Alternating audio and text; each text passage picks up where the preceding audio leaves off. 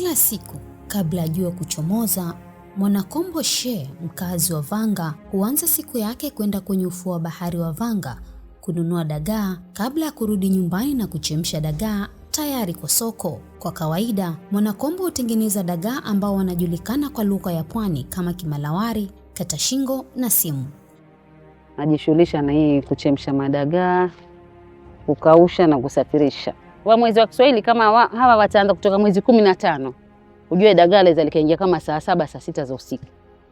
Sasa saa 7 mpaka saa 6 za usiku utaenda temu hiyo hiyo.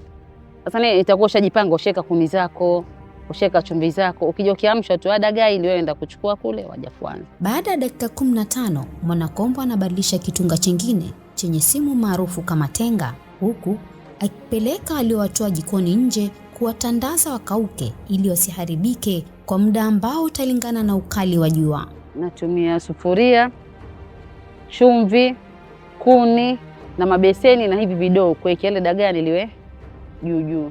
Yale ni ya kupikia. Tulipata shirika la FAO. Tukatudhamini ile majiko. Lile mwanzo lina wepesi, alafu halitumii kuni nyingi. Mwanakombo ni sehemu ya wanawake wengi katika vijiji vya Vanga na Jimbo, kusini mwa pwani ya Kenya, ambako biashara ya dagaa imenoga. Wanawake hawa wakiwa uti wa mgongo wa biashara hii.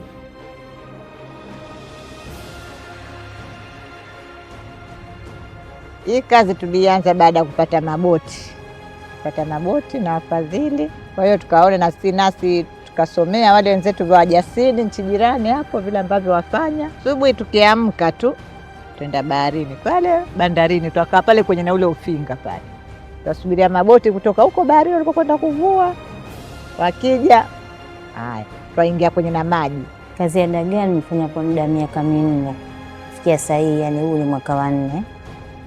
Nimefanya hiyo kazi kupitia tokea ilikuwa nanunua kwa watu mpaka sasa hii, yani nina chombo changu mwenyewe binafsi. Imenifaidisha maisha makubwa sana kwa sababu nasomesha watoto wangu, nawalisha.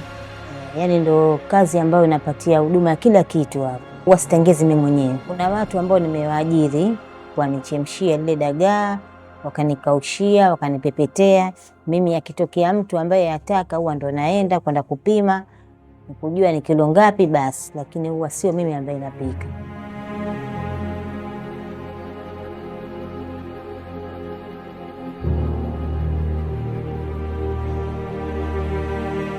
Imenifaidisha kwa sababu imenisaidia katika njia mbalimbali, kiupande wa kulipia watoto karo za shule.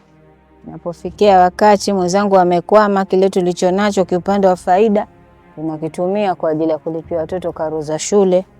Pengine kuna msaada, hata kama siku chakula kimefemea, faida yetu tuko nayo, basi tunachangia, tunalisha watoto na sisi wenyewe na maisha yanasonga.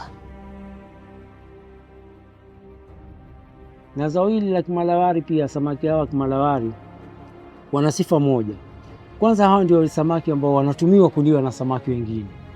Na sisi tunasema kwamba ndio samaki ambao wana madini nyingi zaidi kuliko wale samaki wakubwa.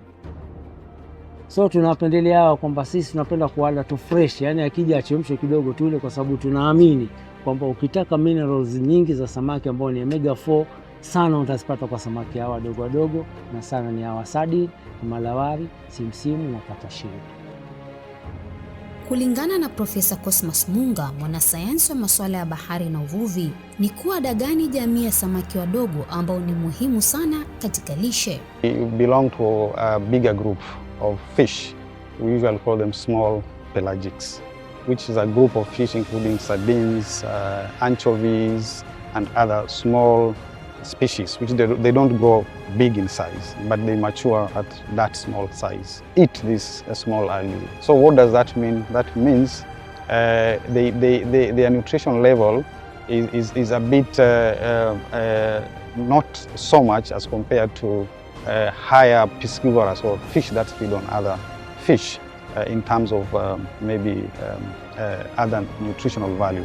But health-wise, small pelagics or sardines are the best because they are safe from toxicities like or toxins or heavy metals. They are free from heavy metals. So they are the best in terms of nutritional requirements. They are very rich in omega-3 fatty acids because they feed directly on the algae.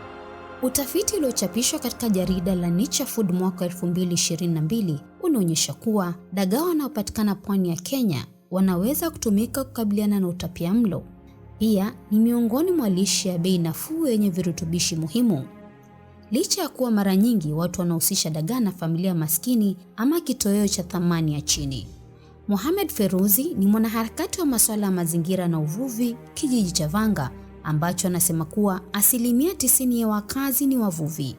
Anasema biashara ya dagaa katika eneo hilo imebuni ajira sio tu kwa wanawake bali kwa jamii nzima kwa ujumla. Sekta hii imekuwa maarufu kwa sababu kwanza wanavulika karibu, hawana gharama kubwa, na wakija huku pia wana matayarisho mazuri ambayo yanasababisha uhifadhi wa kuweza kutumiwa kwa muda wa siku nyingi zaidi. Ndio unaona sasa sekta hii ya samaki wa kimalawari imekusanya tabaka zote.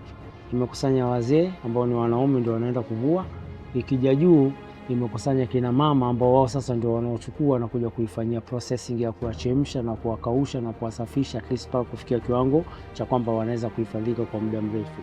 Na vijana wanatumika zaidi, wanakuwa wao ndio sasa wachukuzi, laborers wale wa kubeba na kuwaletea kina mama majumbani na kuja kuchemsha. Hatukosi kwa manyumba yetu akiba ya samaki hawa kimalawari. Research findings indicate that there's potential in investing in the small pelagic because of the entire value chain, looking from the fisherman, the small scale processor Mama Karanga, transporters and the entire market value chain. Gereza Tuma ni mfanyabiashara, anachukua dagaa kutoka maeneo ya Jimbo na Vanga na huwasafirisha na kuwauza eneo la Samburu na Kwale.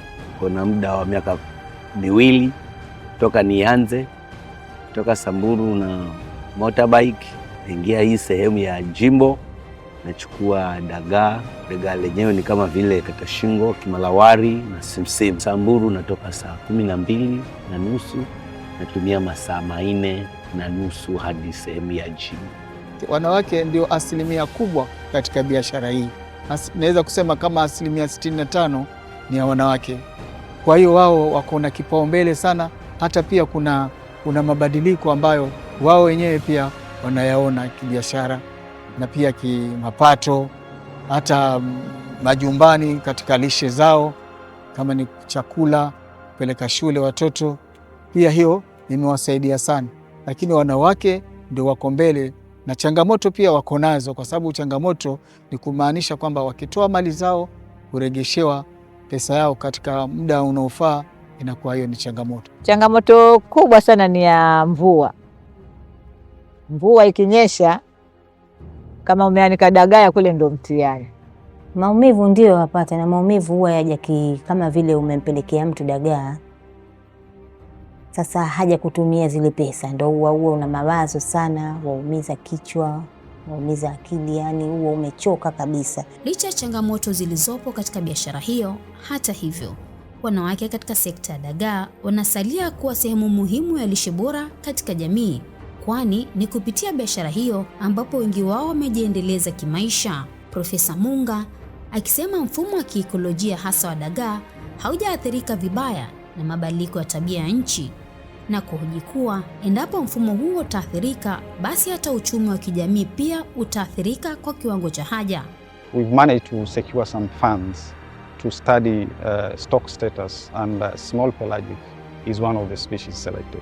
So what we have in mind is we are looking at the entire value chain of this fishery, from stock status, including population connectivity, okay, as well as post-harvest management and value addition, so that we can increase value to the products and therefore increasing profits, especially targeting women.